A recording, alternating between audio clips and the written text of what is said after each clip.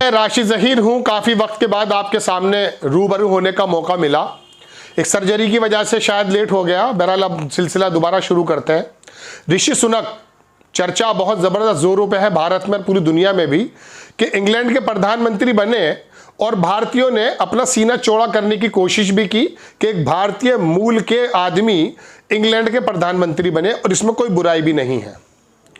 Bharatiya Janata party के नेता बहुत ज़्यादा फख्र अंदाज में इस बात को बता रहे हैं कि साहब देखिए भारतीय लोगों का क्या पताका है, इसमें कोई दो राय नहीं है। यहाँ तक इस बात को कहने में कोई दिक्कत नहीं है, लेकिन कह कौन रहा है?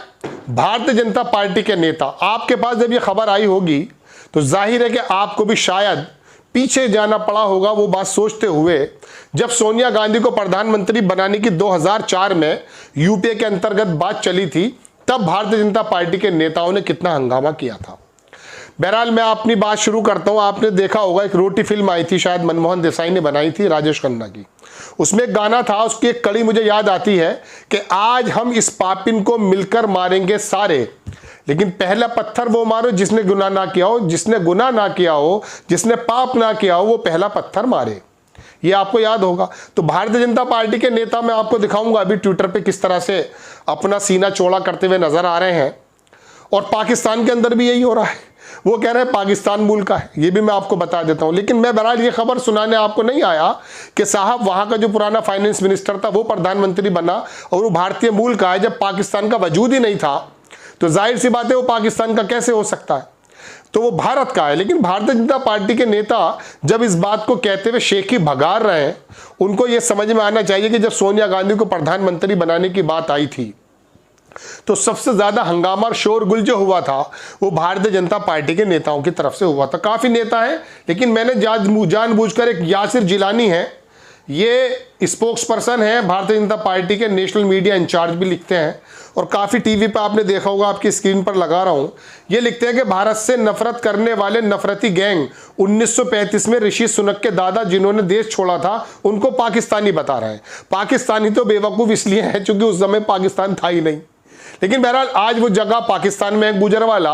अगर वो कह रहे हैं तो कहने दो। लेकिन बहरहाल मैं खबर ये बताना आपको चाहता हूं कि जब सोनिया गांधी के प्रधानमंत्री बनने की बात आई थी तो आप लोग सीना क्यों पीटने लगे थे, और आज अपना सीना 56 इंच का क्यों कर रहे हैं?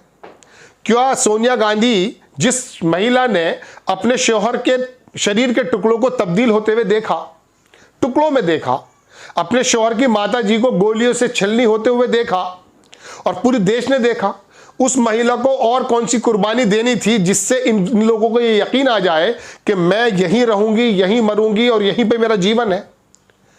लेकिन इस वक्त वे देशभक्त बन गए थे। और आज भारतीय मूल का अगर एक बंदा अपनी किसी परेशानी की वजह से, इंग्लैंड के अंदर क्राइसिस है, आपको मालूम है, वहां पर हालात खराब हैं, वहां पर रेस्तरां बंद हो चुके हैं, बिजली में कटौती हो रही है, नोट 2 एक जो है समुद्र के नीचे निकलती हुई गैस पाइपलाइन है, कभी बताऊंगा रशिया से जाती है पूरे यूरोप में, उसके अमेरिका ने उसको खत्म कर दिया है, वो एक अलग मसला है। लेकिन भारतीय जनता पार्टी बुनियादी बातों को तो आपके सामने लाने से रही, इस बात को बड़े शेखी के साथ भगार रहे हैं कि भारतीय मूल का एक बंदा प्रधानमंत्री बन गया। तो फिर सोनिया गांधी के प्रधानमंत्री बनने में आपको क्या दिक्कत थी? हाँ, दिक्कत एक हद तक हो सकती है। एक बंदा यदि बाहर से किसी प्लानिंग के साथ आता है और वो रच बच जाता है यहाँ, और उसके बाद वो प्रथम सर्वोच्च पद पे चला जाता है। लेकिन सोनिया गांधी की ऐसी कौन सी परीक्षा होनी बाकी रह गई थी दर्शकों, जिसकी वजह से इन लोगों ने उसे एक्सेप्ट नहीं किया? और बहरहाल उसको तो एक्सेप्ट किया नहीं। आजकल राहुल गांधी के बारे में भी क्या क्या बातें होती हैं, तो ये बात मुझे आपको बतानी थी। और इसी यासिर जिलानी से जुड़ी खबर मैं आपको और बताना चाहता हूं कि मुस्लिम लोग इस समय आने वाले वक्त में 2024 में भारतीय जनता पार्टी में कैसे जाने वाले हैं। ये वीडियो मैं थोड़ा दूसरा बनाने जा रहा हूँ, 4-5 मिनट का वीडियो हो गया होगा, थोड़े छोटे छोटे वीडियो बनाएंगे तो मैं आपको बताऊंगा कि भारतीय जनता पार्टी की कौन सी प्लानिंग है। और 6 और 7% 2019 में तो वोट इनको मिल ही चुका है मुस्लिम लोगों का, और इनका टारगेट जो 15 से 16% है। और मुसलमान वर्ग किस तरह से भारतीय जनता पार्टी में जाने जा रहा है, ये भी आपको जानना जरूरी है। अगली वीडियो अगर इस संबंध में आप देखना चाहते हैं तो बने रहिएगा, सब्सक्राइब कीजिएगा। ये वीडियो मैं दोबारा बनाने जा रहा हूं, जो मैंने आपको बताया उसको भी आप देखिएगा, और अच्छी लगती हैं तो सब्सक्राइब भी कीजिएगा। नेक्स्ट टाइम किसी खबर के साथ आता हूं। जय हिंद।